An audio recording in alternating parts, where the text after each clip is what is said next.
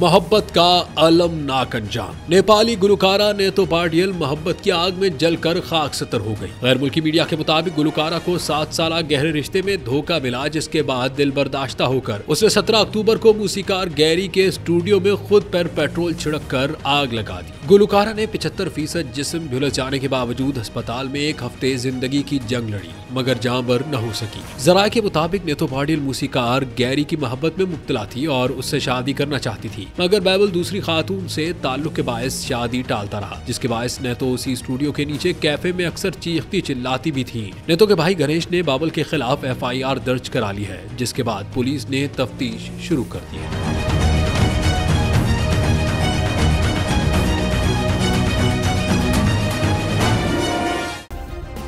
Subscribe करें और bell दबाएं ताकि कोई खबर रह न जाए।